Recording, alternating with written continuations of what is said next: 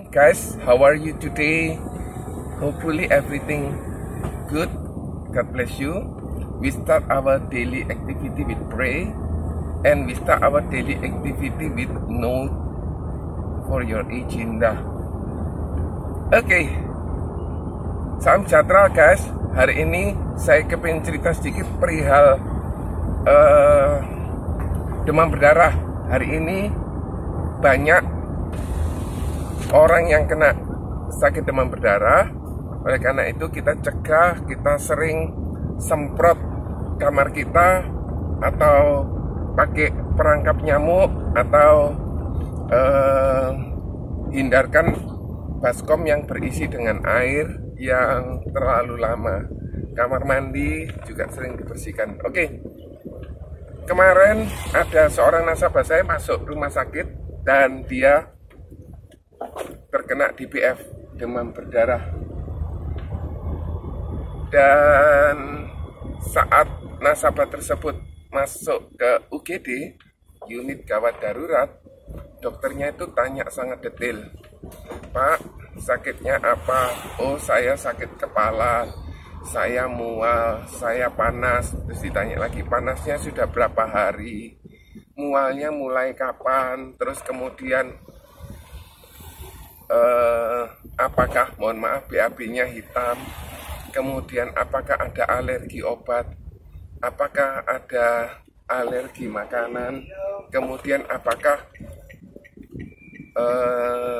yang dirasakan sekarang, saya merasa dingin, gigil, terus kemudian apa yang sekarang dirasakan, kalau goyang kepala saya sakit.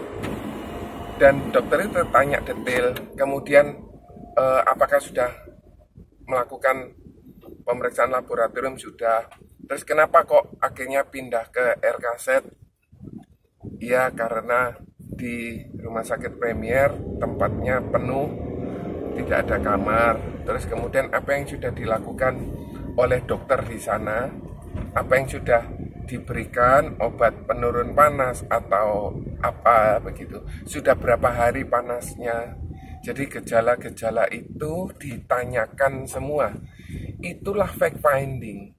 Semakin ahli seorang agent melakukan fact finding, semakin mudah dia melakukan penjualan, semakin mudah dia melakukan closing agent, semakin mudah dia melakukan duplikasi bisnis. Kenapa? Karena sesuai dengan kebutuhan agent tersebut atau kebutuhan nasabah tersebut. Jadi jangan hanya asal jual, asal cerita tanpa melakukan fact finding, karena hal itu akan membuat rasio closing sangat rendah, sehingga membuat seorang agent itu merasa bisnis ini sulit.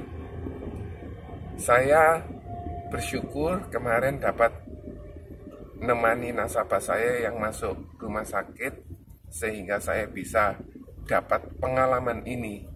Semoga pengalaman ini akan membantu kita semua, memberikan gambaran buat kita semua. Contoh fact finding kalau kita mencari nasabah. Yang hal perlu ditanyakan adalah apakah sudah berkeluarga atau belum. Kalau tidak ditanyakan, nanti kita informasikan tentang tabungan pendidikan, itu tidak cocok buat dia. Apakah dia sudah punya polis? Apakah dia sudah punya putra? Putranya berapa orang? Sekolah di mana? Kalau misalnya sekolahnya di SIS, itu sangat mahal, 1 bulan bisa 15 juta. Kalau sekolah di nasional, 2,5 sampai 3,5 juta, bahkan bisa lebih. Kalau di sekolah yang cukup favorit tetapi bukan nasional plus begitu, sekolahnya kurang lebih sekitar 1,5, 1 sampai 1,5. Kalau sekolah biasa di bawahnya itu, kalau sekolah negeri tidak bayar. Sehingga data-data ini kita perlu cari tahu dengan cara apa? Bertanya yang menggunakan open question. open question itu artinya bertanya terbuka, yang mana jawabannya panjang. Kalau bertanya tertutup, misalnya kamu suka rawon atau suka gulai, itu jawabannya kalau nggak rawon gulai. Tetapi kalau pertanyaan terbuka itu kamu suka makan apa? Oh, suka makan ini. Kenapa kok kamu suka makan ini? Karena ini. Nah, itu pertanyaan terbuka. Nah, apalagi yang kita bisa tanyakan untuk menggali data nasabah? Kalau misalnya di dalam kehidupan ini sering makan luar enggak? Kalau sering makan luar, berapa lama sekali? Seminggu sekali, atau seminggu 2 kali, atau mungkin sebulan sekali. Itu nanti lihat lifestyle-nya orang tersebut, sehingga kita bisa dengan tepat memberikan atau membuka angka yang akan kita tawarkan. Kemudian apakah sering keluar negeri? Iya, saya keluar negeri setahun minimal 3 kali. Berarti dia pengeluarannya cukup tinggi. Kalau keluar negeri apakah dengan keluarga atau sendiri? Oh, saya selalu dengan keluarga. Biasanya kapan? Awal tahun, kemudian Idul Fitri, dan biasanya tutup tahun. Itu mereka akan punya pengeluaran lebih besar dibandingkan dengan orang yang jalan-jalannya ke dalam negeri dan waktunya pendek. Biasanya kalau jalan-jalan ke luar negeri kemana? Ke Eropa, ke Amerika, atau Australia, atau Asia. Itu juga akan menentukan berapa pengeluarannya orang tersebut. Kemudian kalau bisa Anda tahu lifestyle-nya dengan cara bertanya dengan santun. Pak, kalau boleh tahu, kan Bapak punya putra 2, putra 3. Berapa pengeluaran yang Bapak keluarkan setiap bulan? Semakin besar pengeluaran yang diceritakan, semakin besar proteksinya pula. Jadi disinilah seni bertanya yang diperlukan oleh seorang agent kepada calon nasabahnya. Seperti seorang dokter tadi bertanya kepada pasiennya, sehingga apa yang dilakukan sama dokter UGD tersebut, dokter UGD tersebut berkonsultasi dengan dokter penyakit dalam. Dokter, ini kondisinya begini, sudah sekian, tensinya sekian, suhunya sekian, sudah panas sekian hari, sudah dilakukan obat ini, sudah lakukan lab ini, trombositnya 115.000. Kemudian hal-hal yang bersifat informatif, dia tidak bisa penisilin, dia tidak bisa antasida, dia tidak bisa apa. Jadi itu informasi yang perlu disampaikan kepada dokter spesialis. Kemudian ditanyakan juga apa akibatnya kalau minum obat ini? Oh, langsung bengkak-bengkak. Nah, dari situ dokternya mencatat supaya tidak diberikan obat yang membuat beliau bengkak gitu ya, atau membuat beliau alergi. Nah, setelah dia konsultasi, maka dokter spesialis akan melakukan kasihin infus ini, kasihin ini, kasih obat ini. Besok dokternya datang. Saya kemarin sampai hampir jam 12 malam, tetapi saya lakukan dengan sukacita.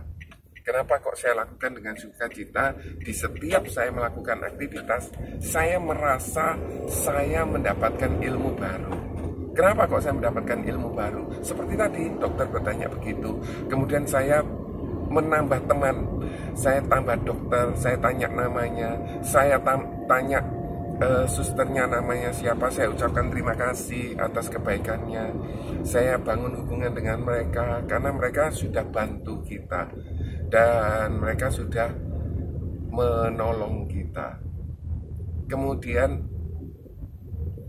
hal yang lain yang kita perlu lakukan pada saat kita merekrut, kita tanya backgroundnya apa, sekolahnya terakhir sekolah apa, sekolah di mana, kalau bisa tahu IPK-nya, lulus tahun berapa, terus kemudian pernah kerja apa saja, terus kemudian apakah pernah marketing, apakah suka belajar. Kalau orang suka belajar, maka di Prudential akan cocok. Kenapa? Karena mereka akan merasakan ilmu-ilmu baru yang diberikan oleh Prudential. Terus kemudian hal yang tidak kalah penting lainnya ditanyakan keluarganya, tinggal di mana, kemudian berapa pengeluarannya, harapan-harapannya apa, kemudian yang masih dibutuhkan apa. Oh iya saya butuh uang, oh iya saya butuh ini, saya butuh itu. Nah, kemudian kalau karyawan nanti perlakuannya bagaimana, kalau pengusaha perlakuannya bagaimana, kalau seorang profesional perlakuannya bagaimana, kalau seorang direktur bagaimana. Jadi itu yang akan membuat rasio closing kita berhasil. Seringkali ada agent yang mudah bergabung tetapi mudah juga keluar. Ada agent yang tidak sesuai kriteria tetapi berhasil. Kenapa? Karena dia kepepet butuh uang. Ada agent, jadi masing-masing ada kombinasinya.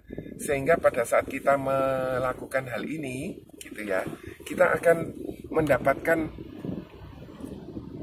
titik temu top of discontent. Jadi permasalahan mereka atau kendala mereka bekerjanya, ada kendala apa, di situ kita bisa cerita tentang kebebasan waktu, kita bisa cerita tentang kebebasan finansial, kita bisa cerita tentang kebebasan mengatur sendiri tanpa terikat dan lain sebagainya. Semoga tips ini membuat Anda berhasil. Kiranya Tuhan memberkati. God bless you. Bye.